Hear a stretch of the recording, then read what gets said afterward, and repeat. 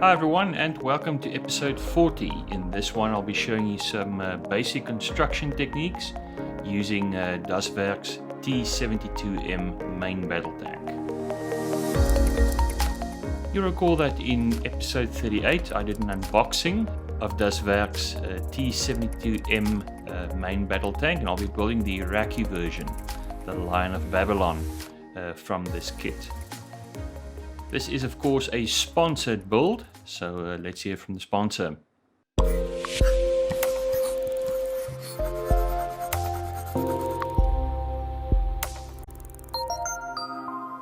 Guys, this build is kindly sponsored by Supernova Studio, their website supernovastudio.durban, stocking the very best in hobby supplies, also crafts and fine art.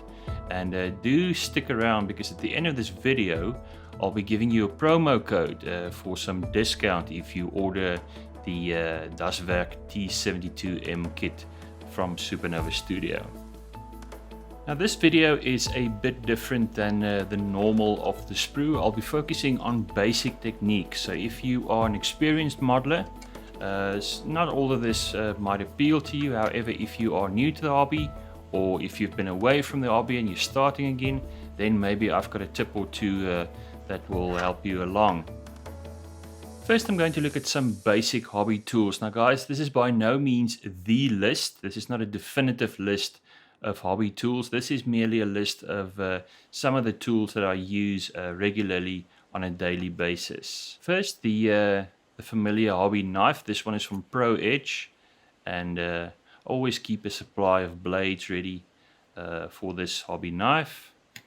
You need a hobby side cutter. This is one from Tamiya. It's been with me forever, and this is a very nice one. I really like this one. Of course, there are different brands as well available from your hobby shop. You'll be doing a lot of sanding, and sanding supplies, sanding pads are next. These are sanding pads, different grits. Course, flexible sanders, and these are from AK. I quite like these different grits, 400, 800, etc. Of course, there are alternative brands. This one is stocked by my sponsor, Supernova Studio. Also a very nice fine sanding pad, flexible pad. Next are the sanding sticks. This is from Ultimate, different grits, and I always stock up and make sure that I've got a good supply of these, as I use them a lot. These little sanding blocks are from Vallejo. Now they are available in different sizes, different grits, and also very high quality tools. Worth looking at these for your workbench.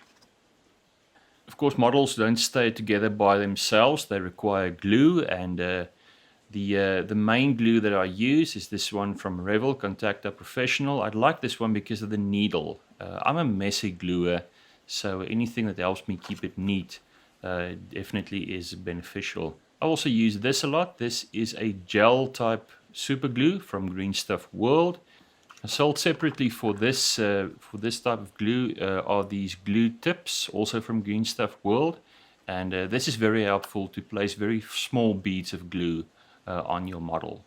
As you know, super glue tends to dry in the bottle, and one of the tricks I found is to put a little bit of Vaseline inside the bottle cap and just place it loosely on the bottle when I'm not using it. And since I've been doing this, I've been throwing away a lot less super glue. This is one of my favorites, Tamiya Extra Thin Modeling Cement. This is the quick drying one, and this is a product I use a lot, very helpful on the bench. I've also started using Ultra Glue from Ammo Meg. This is especially useful for aircraft canopies, for photo etched parts, a multitude of uses. You'll need different sticky tapes, masking tapes. This is some masking tape from Vallejo, really small sizes, millimeter, 2 millimeter. You've got the 40 millimeter masking tape from Tamiya. This will be familiar to a lot of modelers. I use this a lot. This is double-sided tape, available through Supernova Studio, and this is useful to keep small parts in position while you paint them. Another type. double-sided tape, and of course electrical tape. I use this to stick paper to the desk, as well as some other uses that come along. You'll need clamps, and by clamps I mean the good old-fashioned clothesline peg, and different sizes of these. You do find them in craft stores, and they're useful just to keep things in place while they're being glued or worked on. These clamps are from Master Tools, also very useful for aircraft builds. And if all else fails, these clamps from Torcraft will keep things together. Let's look at some tweezers. I believe these are from Tamiya, self-closing tweezers, and these are very helpful to hold small parts while you glue or paint them. I've got two of these, and the second one I use some heat shrink wrap around the tips just to protect plastic parts from damage. Of course, you'll need ordinary tweezers. These are from Vallejo, both straight tweezers and ones with a bent tip. This pair of scissors is from Tamiya, and it's useful for photo etch parts. I've also used this to cut very small parts from sprues. So for all kinds of delicate cutting, metal cutting, this is the ideal pair of scissors. For heavy duty cutting, I use this cutter from Alpha, useful for cutting foams, as well as some of the harder styrene sheets, anything requiring heavy duty cutting. Of course, the blades are replaceable, and I keep some spares for that as well. And then finally this, a compass cutter, also from Alpha, and this is very useful for cutting circles, perfect circles, from paper, as well as very thin styrene sheet. Guys, I'm in my mid-40s now, and unfortunately my eyes are no longer what they were when I was 21, 22. So I've started using these magnifiers. These are from Tamiya. There's many different brands out there. Some of them have a little flashlight by the side. Since I've been using this, I've actually found that my models have improved because I can actually see what I'm doing. If you have eyesight like Superman, then good for you. You don't need this. However, for the rest of us mere mortals, we do require some magnification, and I can highly recommend a pair of magnifiers similar to this. Now, if you're looking at buying some tools, go to Supernova Studios website. They stock a wide variety of hobby tools, reference guides, books, and there's also this very neat little starter kit with all the basic tools that you'll need, and that's ideal for new modelers. Next, I'm going to look at basic construction techniques. Now, again, guys, this is not the way, this is merely my way of doing things.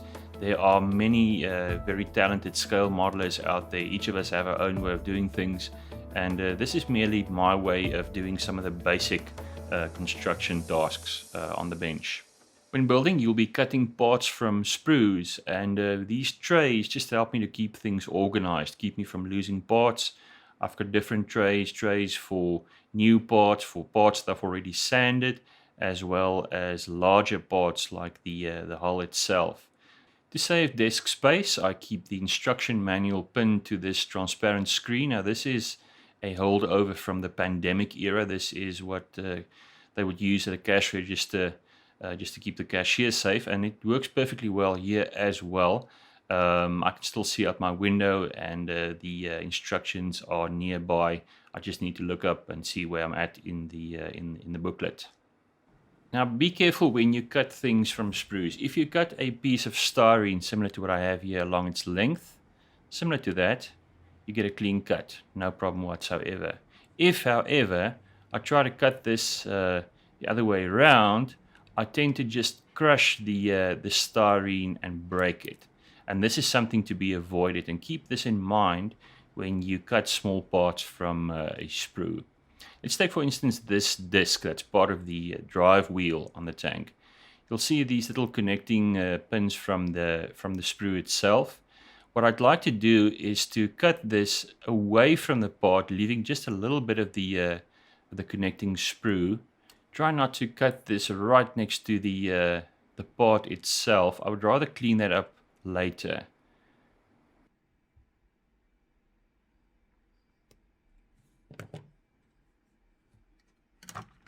Once I have the part removed and I can easily handle it, I can now proceed and just cut these remaining little pieces from the part with my modeling side cutters. Doing this carefully as possible. Cutting both sides, just removing that little piece of connecting sprue. There you go. Next, I use my sander and carefully sand the edges flat. And when sanding, always start with the coarse sander and then work your way up towards the fine sanders. In most model kits, parts are connected via pins and holes, and the fit on this kit is just absolutely amazing. There's two ways of gluing things. One way is just to apply glue on the pins themselves and then carefully place the part in position.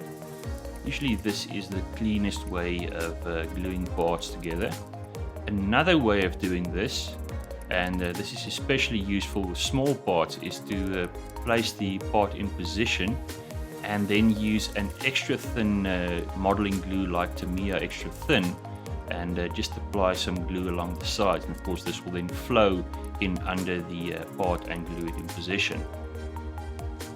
There's some really beautiful detail in this kit. For instance, this escape hatch. Now keep in mind this is at the bottom of the tank, and yet daswerk and they detailed both sides. So if you want, you can pose this open and put the model on a mirror or something like that. So this is where we are at the moment, and one of the features of this kit is this very nifty little plow attachment at the front, and let me show you how I assembled this.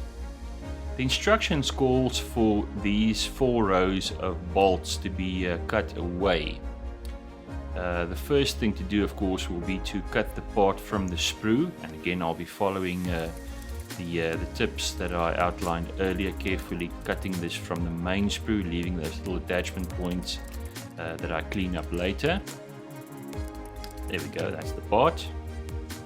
I now clean this up using my sander and my hobby knife as well as the cutters.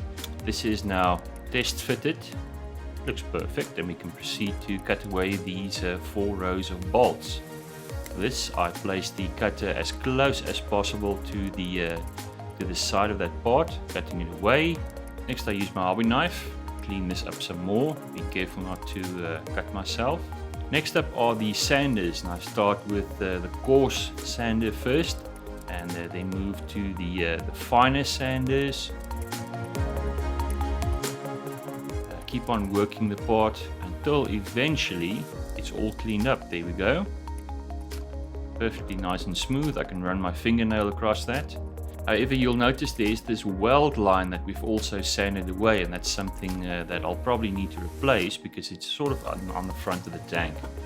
There's many ways of doing this. The easiest way is just to take some plastic styrene card like this, and next I'm going to cut less than a millimeter, just a little strip with my hobby knife and metal ruler. I now use my super glue because I need a strong bond on the main hull itself. Place a little bead of glue, position the strip of styrene more or less there. That's perfect. And now I use some Tamiya Extra Thin glue and just completely glue this in place.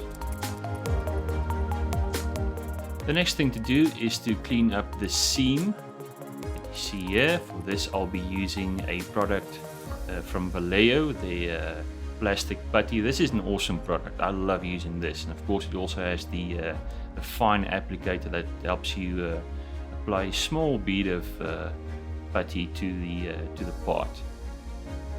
Fill that little seam there with plastic putty, more or less like that.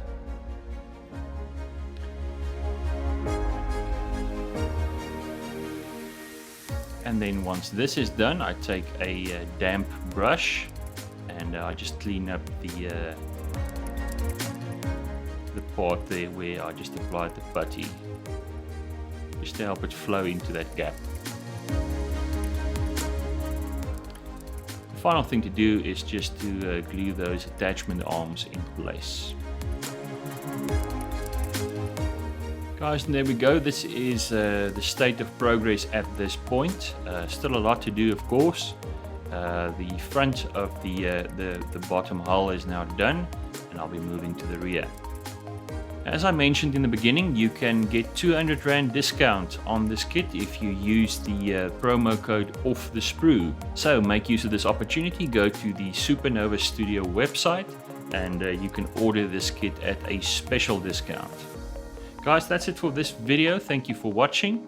You can follow my progress on Instagram, and I'll be posting regular updates there. Hoping to see everyone in the next video.